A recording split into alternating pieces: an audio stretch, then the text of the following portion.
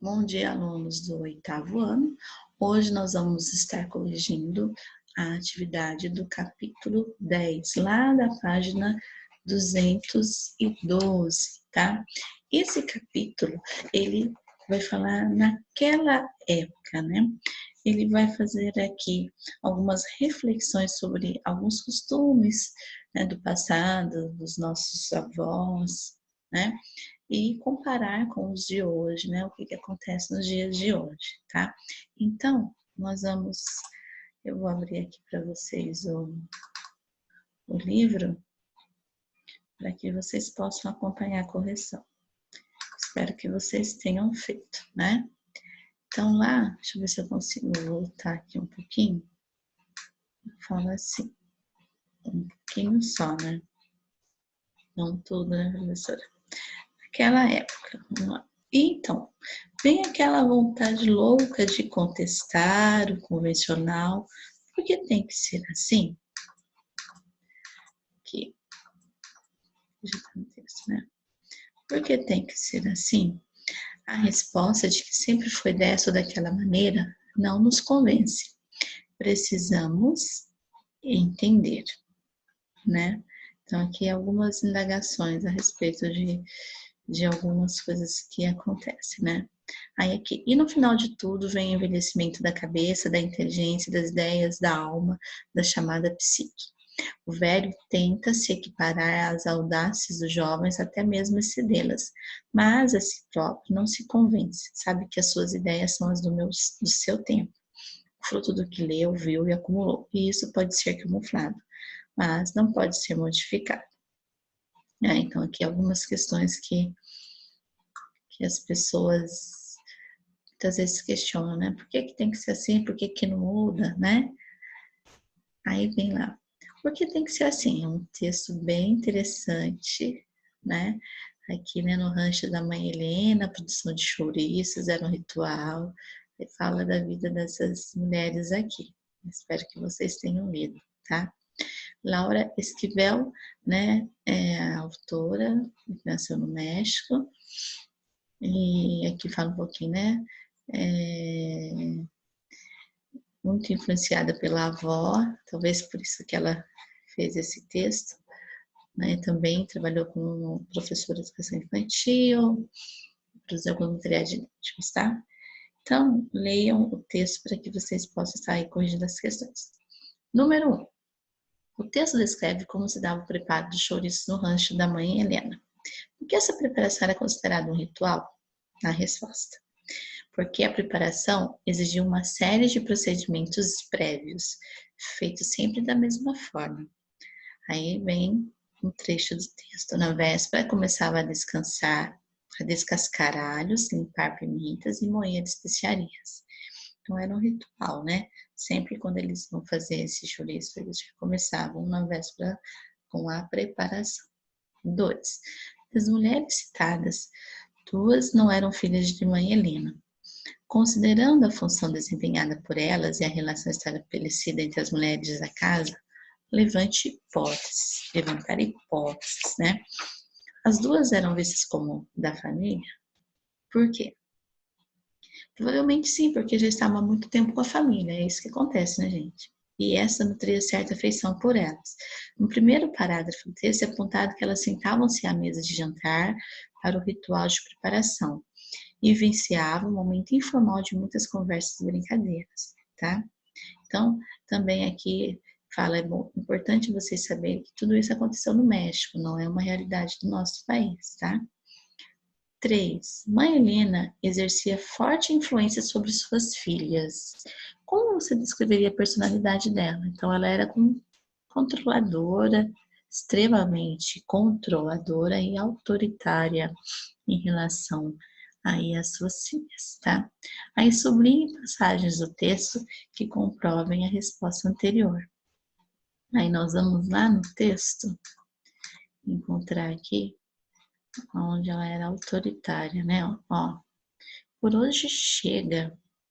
Dizem que para bom entendedor, meia palavra basta. Então, quando se ouvia aquilo, todos entravam em ação. Então, aqui mostra a autoridade da mãe Helena, tá? Aí, grifem com marca-texto, tá, gente? A número 4, né? Ao anunciar à mãe que Pedro Musques queria falar-lhe, Tita demonstrou estar com a voz trêmula. O que essa postura indica? Então, indica o quê? Que a insegurança e o medo de Tita, já que antecipava o fato de que a mãe não gostaria da notícia. Então, Tita já sabia que ela não ia gostar nada que Pedro iria dizer a ela. 4b. A atitude de mãe Helena confirma as expectativas da menina? Explico que sim, pois além de manter um silêncio prolongado e dirigir um olhar de repressão à Tita, a mãe diz que não vai sequer conversar com o rapaz. Então ela já falou para a Tita que não quer nem saber de conversa com ele. O texto evidencia uma tradição familiar. Descreva. Era costume da família a filha caçula não se casar para cuidar em tempo integral da mãe na velhice. Tadinha da Tita, né? Filha caçula, então isso lá no México, por isso que é bom vocês estarem atentos, né? Isso no México, a filha caçula não casava para cuidar da mãe, quando a mãe ficasse mais velha. 5. A mãe encerra a conversa com Tita. A filha, entretanto, reage de modo diferente do habitual. Como a mãe se comporta diante da insistência da filha em continuar o diálogo? A mãe impõe-se e dá o assunto por encerrado, recriminando o protesto da filha.